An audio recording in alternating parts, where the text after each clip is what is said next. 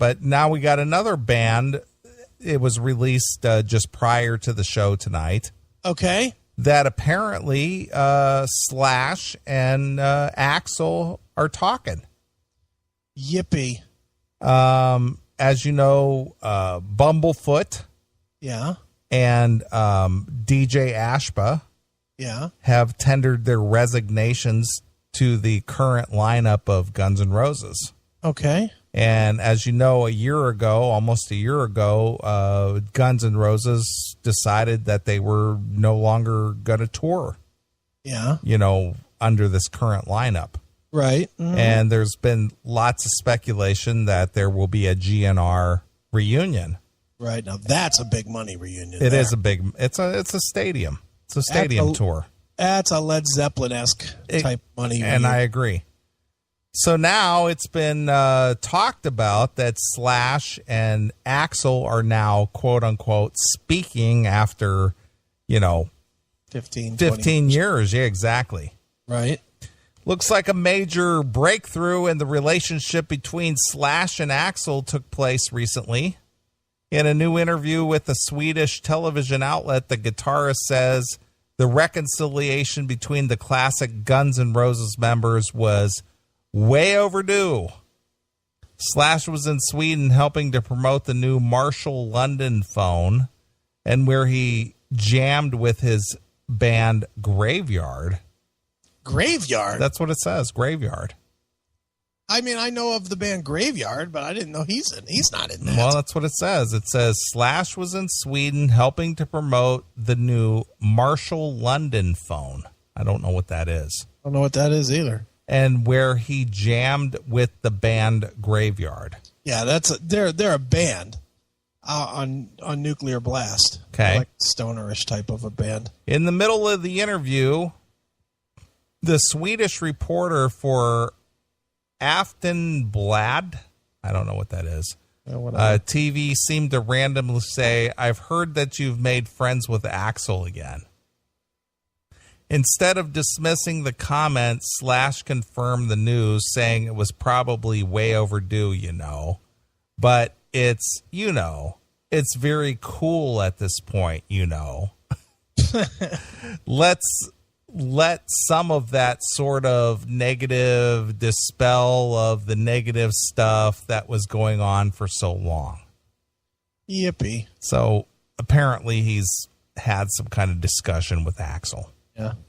It's no secret that the relationship between the two musicians have been strained for a long time, as the two didn't even speak to each other for years after Slash left GNR in 1996. Yeah. All right, so we're almost talking 20 years here. Sure. So it's time. So the fact that they apparently are on friendly terms again is a significant development. So who drums? Doesn't say. No, I'm just asking. Who drums? Well, if I would think, okay, if Adler is up to the job, why not Adler? Because he didn't play on most of their hits. Well, but the thing is he was on their landmark debut, though. Yeah, but Sorum is a rock, even though he's a boob in real life. I'm not going to disagree with that. He's a rock of a player. He is. And he also is in the, as they keep saying, still active Velvet Revolver with him. Yeah, please. Slash. That'll never happen. Well, I don't think it will either, but I mean, he's still in some sort of contact with Slash. Sure he is. So, I mean, I don't know. I mean, Adler, you never know with him. You put a bunch of money back in Steven Adler's face. What do you think is going to happen? Well, again, I said if he's capable. Yeah, I don't know. I can't. I don't know. I'll go to that show. I'll definitely go, no matter what the price tag on the ticket is. But I still don't remember them being fucking phenomenal. And I went and saw them a few times back in the day. Well, you gotta remember that during the Use Your Illusion tour, they toured for close to 2 years. Sure. Stadiums. Yeah, I saw several of the shows. Right. I saw them with Skid Row opening. Skid Row and LA Guns opened in Shoreline Amphitheater. Mm-hmm. I saw him in Pittsburgh, here in Pittsburgh with Metallica. I saw him in Detroit with Metallica and Faith No More. I'm trying to think. I saw him on the on Appetite with opening for Motley Crue, and then I saw him again with, I think it was like Faster Pussycat or something. Really? It was terrible. Wow. It was really bad. That must have been early. All fucked up. Must have been early. Yeah, it was. It was like their first headlining jaunt. Yeah, I would imagine. But I saw him in the day. Okay. And I also saw him in 2001 and in 2006. And I ain't gonna lie, they were better in 2001 and 2006. Really? Better band. Hmm. Yeah, and that's nothing against those other guys. And I know that's sacrilege to say, but they're just, their magic was in the studio to me. Sure. And Axl, Axl's Axl. Some nights he's got it, some nights he doesn't. Well, again, studio is a whole different thing, especially when they had Mike Klink. Yeah. Sure. Engineering the whole thing, and Alan Niven behind it and everything. Right. Those guys worked some magic. Yeah. And I mean, I've seen video of them. That's amazing.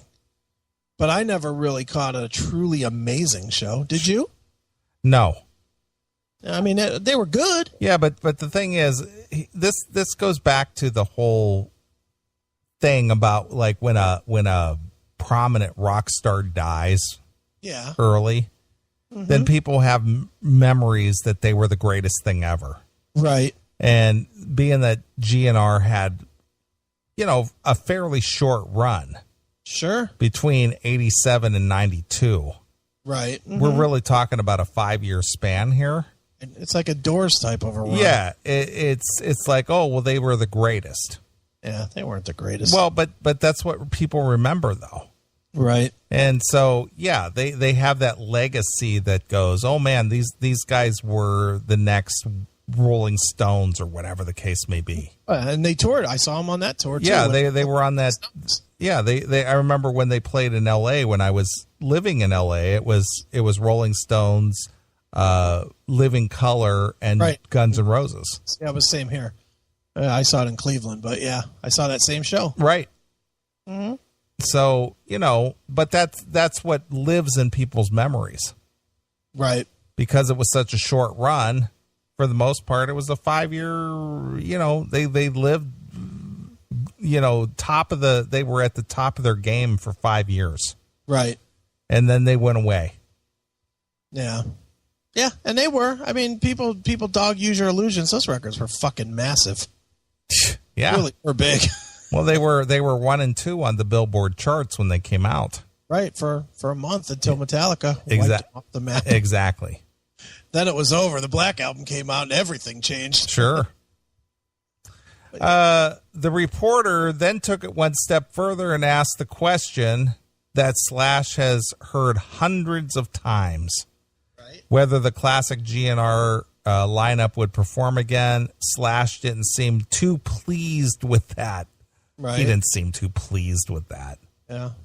I can't answer that one, though. All right, let's get off the subject because, that's an old one.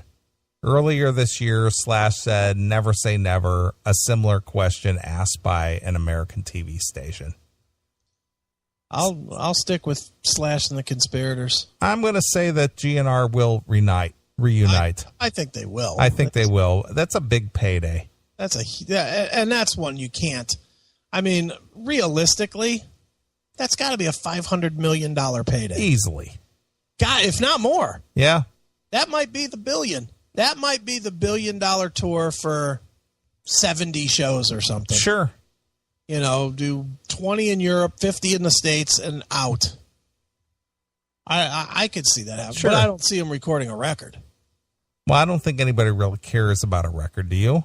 No, but going back to what you were saying about Dokken, they go and have a successful run on the thing. I don't see them at all saying, okay, well, now we're going to put together a record. Yeah, but a Dokken tour and a GNR tour, that's miles apart. I agree. I'm just saying that people are going to get their hopes up, and there's not going to be a record following it. Right. There might be one or two songs that they put out to promote, and that's it. You know, some bullshit that they had from the day. Yeah. 2 leftover tracks from Chinese Democracy. But yeah, that's where the money is, though, is the tours and the merchandise. Sure. So yeah, I could see them doing something next summer.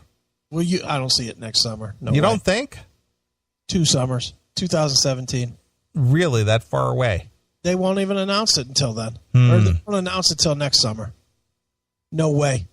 There's no way they're going to need. Dude, this is going to be. Unless they do a one, I mean, think about the Zeppelin thing. They announced it a year in advance. True, but we're a year away from a late summer tour. But they're not announcing it. True, but you don't know how much talk has been had already, though. But Slash is still booking shows and releasing records. He's got to finish a touring cycle first. Okay. You know, and then they got to have that gap of time. Slash can't be out there with Miles doing GNR tunes and then just jump into GNR. That devalues the tour. You don't think? It's tough to say. I don't know. It's all logistics and getting it together, and who knows how long this friendship or discussions. But the thing is when GNR pulled their tour off the road, right? That was almost an indication that, okay, somebody knows something's up. Right, sure. Because they pulled their tour off the road really with no reason. Right. Mm-hmm. And then the other guys just, okay, well, I'm tendering my resignation. Yeah. Okay, so how long has this been in the works already? Oh, probably a while. But it's Axl Rose, so everything takes a while. Sure. I do not see it next summer. No way. So even if they announce something, say, late in this fall. All right, that's 10 months from now. I don't see it. You don't? Nope. I think it could happen. I don't see it happening. They only need a good 6 months run up. So if they announce something in January of this year. Yeah. Or next year, rather. Right. For kickoff in June. Maybe. It's a lot of selling to a lot of promoters for a lot of money. But how do you know how far they're already into the negotiations right now? I might have to dig around to see if there's been any talks on this shit. We know people that would know. Sure, but you know what the thing is, of course, this is the first we're hearing about it. Yeah, but how long ago did GNR pull themselves off the road? Yeah, that's true. Almost a year ago already. All right, if you came to Cleveland, you'll go see it no matter what? Oh, right? yeah, absolutely. Even if it's at Blossom? Yeah, sure. Why not? Because Blossom blows. It doesn't matter. But I don't see it. I don't see it playing Blossom. Where do you see it playing? It's a stadium thing. Stadium? It's a stadium thing. Look at AC/DC. They're doing stadiums. Are they? Yeah. They're doing like ball fields and shit. I didn't realize they were doing it that big. I guess. I don't know. I just think the logistics for that takes longer. And again, it could be been in the works for a long time. Who knows? But I don't know. We'll see. All right. Well, I want to take a short break. All right. Me too. I need to stretch my legs. All right. Thought I'd play some GNR. All right. From Use Your Illusion 1. Chinese no Democracy, man. No. Shackler's Revenge. No. Come on. There was a time. Thought I'd play some Bad Obsession. That's not as good as There Was a Time. Of course it's not. What about Riyadh and the Bedouins? No. No? No. Bad Obsession it is. All right, that works. All right, we're going to play a tune. We'll come back. Here it is. It's GNR, the reunited GNR, to tour your city. That's right. 2016. Slash and Axl back together, just like Steven Tyler and Joe Perry. Mark and John. And and Page and Plant. Yeah. Right. Moose and Black Metal Ray. Exactly. big talk. Exactly. It's probably been a lot of talk about that too. Don't you? What do you think? There's been more talk about GNR reunion or the Rev and Black I Metal Ray. think the Dirt Talk reunion would be huge. It would be huge for this show. It would be. It would be biggest news of the year. Yep. Because they're my bad obsession exclusively here On your classic metal show.